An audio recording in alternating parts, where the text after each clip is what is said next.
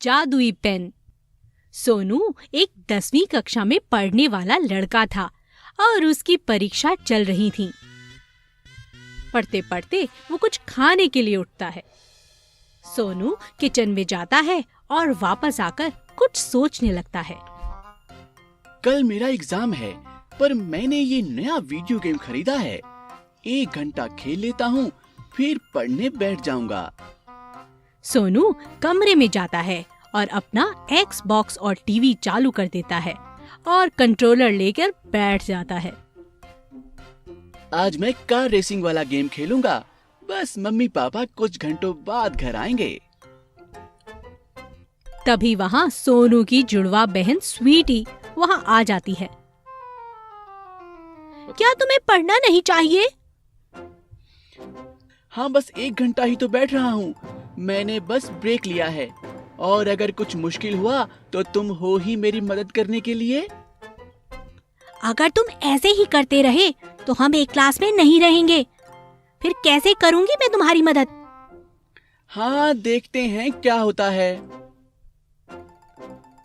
और वह फिर से गेम खेलना चालू कर देता है और काफी मग्न हो जाता है।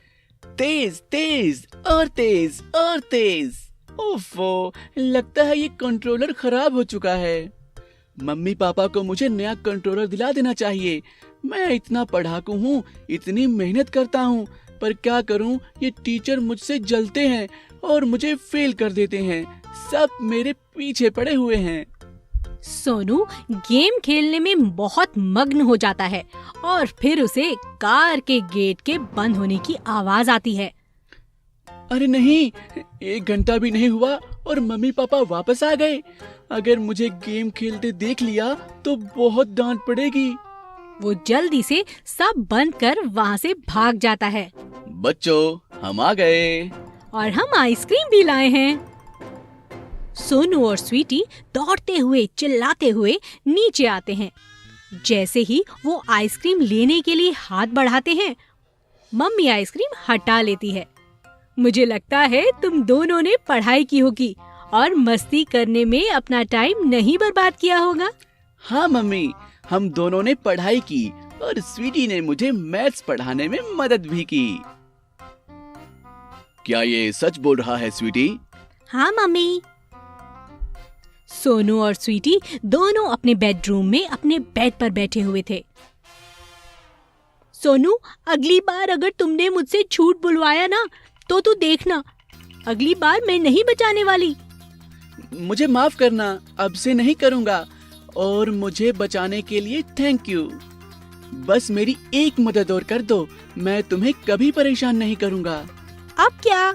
कल टेस्ट में मुझे चीटिंग करवा देना, नहीं तो मैं फेल हो जाऊंगा। नहीं, बिल्कुल नहीं, मैं ऐसा कुछ नहीं करने वाली। अगर तुमने मेरी मदद नहीं की तो हम सेम क्लास में नहीं रह पाएंगे। स्वीटी कुछ सोचती है।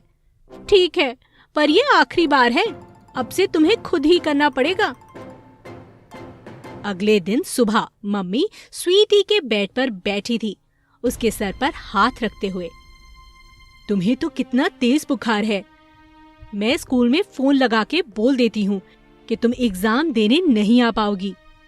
मम्मी, मेरी भी तो तबीयत खराब है, क्या मैं भी टेस्ट नहीं दूं? बुद्धू, जल्दी रेडी हो जाओ, तुम्हारी बस आने वाली है। आज तो मैं पक्का फेल हो जाऊंगा। जैसे कि सोनू टेस्ट के लिए तैयार नहीं था, वो बस क्वेश्चन पेपर देखता जा रहा था और स्वीटी के बिना कोई दूसरा रास्ता नहीं था आंसर लिखने का। सोनू काफी परेशान था, उसके पसीने छूट रहे थे। उसने देखा सब लिखे जा रहे हैं। उसने अपने पड़ोस के बच्चे की शीट देखने की कोशिश की, पर उसने शीट छुपा ली और फिर घंटा बज जाता है। सोनू काफी उदास था। सोनू सर झुकाए मम्मी पापा के सामने खड़ा है। वो दोनों काफी गुस्से में हैं। उनके हाथ में सोनू का रिपोर्ट कार्ड है। ये तो निराशाजनक बात है। तुम्हें अब ये क्लास फिर से करनी पड़ेगी। तुम्हारे पास एक मौका है। इन गर्मियों की छुट्टियों में तुम्हें क्लासेस करनी पड़ेंगी और अगर ऐसा नहीं करते तो फिर से उसी क्लास में पढ़ने के लिए तैयार रहना। पर मम्मी, गर्मी की छुट्टियों में कौन पढ़ता है? ये तो तुम्हें पहले सोचना चाहिए था ना। सोनू बस स्टॉप पे अकेले खड़ा है 4 क्लास के बच्चों के साथ। वो काफी उदास था और बस खिड़की के बाहर देख रहा था। हमेशा की तरह सोनू अकेले क्लास से आ रहा था। अचानक उसे सामने एक चमकदार चीज दिखती है। वो उसके पास जाता है। वो एक सुनहरे कलर का पेन था। मुझे तो पेन बिल्कुल पसंद नहीं है, पर ये काफी सुंदर और चमकदार है। स्वीटी को दिखा के चिढ़ाऊंगा। वो घर भाग जाता है। स्वीटी अपने टेबल के सामने बैठी थी। देख, मुझे क्या मिला। क्या है ये? वो उसे देखती है और चौंक जाती है। मुझे परेशान मत कर सोनू। एक बार तो देख। क्या है ये? वो उसे देखती है और चौंक जाती है। सोनू उसे टेबल पे रख देता है। क्या ये चलता है? लिख कुछ। ओहो, मुझे लिखना बिल्कुल नहीं पसंद। कुछ बनाता हूँ, पर क्या बनाऊं? सोनू की नजर पेन पे बने एक साइन पर जाती है और वो उसे बनाता है और वो साइन स्वीटी की कॉपी पे भी बना देता है। ये पेन तो बहुत अच्छी है, पर तुम पढ़ क्यों रही हो? मुझे कल तुम्हारे साथ एग्जाम देना है, जो कि बीमार होने के कारण मैं नहीं दे पाई थी। मुझे ये पेन चाहिए कल एग्जाम के लिए। ठीक है, पर अगर तुम मुझे चीटिंग करने दो तो ही। नहीं, बिल्कुल नहीं। तू ही रख अपने पागल पेन को। स्वीटी पढ़ने बैठ जाती है और सोनू भी किताब खोल के बैठ जाता है। जैसे ही सोनू पेन पेपर पे रखता है, पेन अपने आप चलने लगता है। वो मैथ्स के सवाल सॉल्व करने लगता है। सोनू चौंक जाता है क्योंकि उसे वो सवाल आता भी नहीं है। वो स्वीटी की कॉपी देखता है और पाता है कि वो वही लिख पा रहा है जो स्वीटी की कॉपी में लिखा है। ये तो जादुई पेन है। मुझे लगता है मैंने स्वीटी की कॉपी में वो साइन बनाया, इसीलिए ऐसा हो रहा है। वो स्वीटी की कॉपी की तरफ देखता है और मुस्कुराता है। मुझे सिर्फ स्वीटी की शीट में साइन बनाना है और मैं अपने आप पास हो जाऊंगा। स्वीटी सबसे आगे बैठती है। टीचर शीट बांटती है। सबसे पहले स्वीटी को ही शीट मिलेगी। मैं जाता हूँ और साइन बना के आता हूँ। वो टीचर की टेबल के पास जाता है और जाके वहाँ रखा कॉफी का मग गिरा देता है। टीचर के झुकते ही फर्स्ट शीट में साइन बना देता है। टीचर, क्या मैं पानी पी के आऊं? हाँ, जल्दी जाके आओ। जल्दी ही टीचर पेपर देने के लिए उठती है। वो कॉफी में फिसल के गिर जाती है और सारी शीट इधर उधर हो जाती है और वो उठकर शीट्स बनाती है। सोनू जाके अपनी जगह पर बैठ जाता है और अपनी जादुई पेन निकाल उसे चूमता है और शीट पर रखता है, पर वहाँ पेन कुछ नहीं लिखता। वो चौंक जाता है। उसने देखा कि स्वीटी लिखे जा रही है। ऐसा क्यों हो रहा है मेरे साथ? लगता है सारी शीट्स बदल गई हैं। वो इधर उधर देखता है तो सब लिख रहे थे। बस कोने में बैठा एक बच्चा कहीं खोया हुआ था। वो बच्चा इधर उधर देखता है और लिखना चालू कर देता है। अचानक वो पेन भी लिखने लगता है x + y। लिखकर फिर काट देता है और फिर लिखता है। वहाँ पे खड़ी टीचर को आश्चर्य हुआ और वो उस लड़के के पास जाकर उसे चीटिंग करते पकड़ लेती है। मुझे माफ करना सर, मैं अगली बार मेहनत करूँगा। प्लीज मुझे इस बार फेल मत करना। काश मैंने भी थोड़ा पढ़ लिया होता तो मुझे अपनी बहन की चीटिंग करने की जरूरत नहीं पड़ती। अब से मैं कभी चीटिंग नहीं करूँगा और हमेशा मेहनत करूँगा। एक गांव में किसान सिंह नाम का व्यापारी रहता था। उसे घूमना फिरना बहुत पसंद था। उसके परिवार में उसके 2 बेटे राम, श्याम और उसकी बीवी रहती थी। वो रोज शाम को उन्हें घुमाने ले जाता था और हमेशा वो लोग अंधेरा होने से पहले घर लौट आते थे। इसी तरह एक दिन जब वो सभी घर लौट रहे थे, तभी उन्हें एक जोरदार तूफान ने घेर लिया। जोरों की बारिश शुरू हो गई। हवा इतनी तेज थी कि वो सभी लोग पास के एक घर के बाहर जाकर रुक गए। अंधेरा भी हो चुका था और उन्हें अंदाजा नहीं था कि वो घर कैसे लौटेंगे। उन्होंने देखा कि सब जगह बारिश हो रही थी, लेकिन उस एक घर के ऊपर पानी की एक बूंद तक नजर नहीं आ रही थी। वो सभी ये चमत्कार देखकर हैरान हो गए। उसके बड़े बेटे ने कहा, पिताजी, ये कैसे मुमकिन है कि घर के बाहर इतनी तेज बारिश हो रही है और यहाँ तो पानी की एक बूंद भी नहीं है, ना ही हवा चल रही है। ये तो मैं भी नहीं समझ पा रहा हूँ बेटा। बारिश रुकने का नाम नहीं ले रही थी। गांव में पानी इतना भर चुका था कि लोगों के घरों के अंदर पानी घुस रहा था।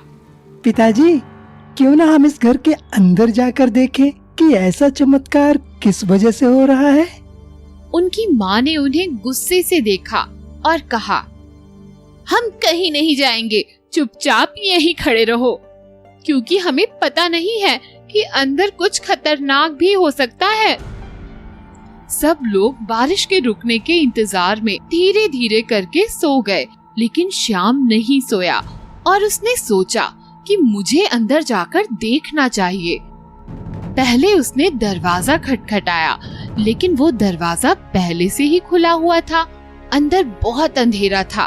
उसने घर के एक कोने में देखा कि वहाँ किसी चीज से बहुत रोशनी निकल रही थी। वो उसके पास गया और उसने उसे हाथ लगाकर वहाँ से बाहर निकाला। अरे वाह, ये तो एक छतरी है। कितनी सुंदर है ये, लेकिन ये इतनी चमक क्यों रही है? उसे एक जादुई छतरी मिल गई थी। उस छतरी की मदद से श्याम अपनी सारी इच्छाएं पूरी कर सकता था। उसने छतरी खोलने का बटन दबाया और तभी उसे एक आवाज आई, हुकुम मालिक, क्या चाहते हैं आप? श्याम डर गया और उसने उस छतरी को फेंक दिया। कौन हो तुम और तुम मुझसे बात कैसे कर रहे हो? मैं एक जादुई छतरी हूँ। एक महान जादूगर ने अपनी शक्तियों से मुझे बनाया था और लुटेरों से बचने के लिए मुझे इस घर में छुपा गया था। ये छतरी आपको मिली है, अब आप ही मेरे मालिक हो, और अगर मुझे आपसे किसी ने चुराने की कोशिश की तो उसके लिए बुरा हो सकता है। सच में तुम एक जादुई छतरी हो? जी मालिक, मैं एक जादुई छतरी हूँ। अच्छा ठीक है, फिर इस गांव में जितना भी पानी भरा है सब निकाल दो। छाता घूमता हुआ पानी के ऊपर से गया और वहाँ से सारा पानी निकाल दिया। तुमने तो कमाल कर दिया। चलो, अब जितने भी घर टूटे हैं उन्हें फिर से पहले जैसा कर दो। छाते ने अपने जादू से सारे घरों को ठीक कर दिया था। अब मुझे भी अपने घर जाना चाहिए। श्याम वहाँ से निकलता है और देखता है रास्ते में एक भिखारी भीख मांग रहा था। कुछ दे दे बेटा, 3 दिन से खाना नहीं खाया, न रहने को घर है, न सोने को छत है। ये सुन के श्याम को बुरा लगता है और वो छतरी की मदद से भिखारी के लिए एक अच्छा सा घर बनवा देता है और उसे भरपेट खाना भी खिला देता है। ऐसे ही आगे बढ़ते बढ़ते वो गांव में सभी की मदद करता रहता है। श्याम छाता लेकर घर पहुंचा, पर बाहर खड़ी माँ ने उससे पूछा, ये छाता कहाँ से मिला तुझे श्याम? माँ, ये एक जादुई छाता है। माँ चौंक जाती है और तब राम उस घर में हुई सारी बात माँ को बता देता है कि कैसे ये छतरी उसे मिली और कैसे उसने सबको बचाया। बेटा, इस छाते की मदद से लोगों का भला करना, इसकी शक्तियों का कभी गलत उपयोग मत करना। घर पर जाकर उसने सारी बात अपने भाई और पिताजी को बताई। छाते की शक्तियों के बारे में सुन के उसके बड़े भाई राम के मन में एक ख्याल आया कि क्यों ना वो दोनों मिलकर गांव की मदद करें।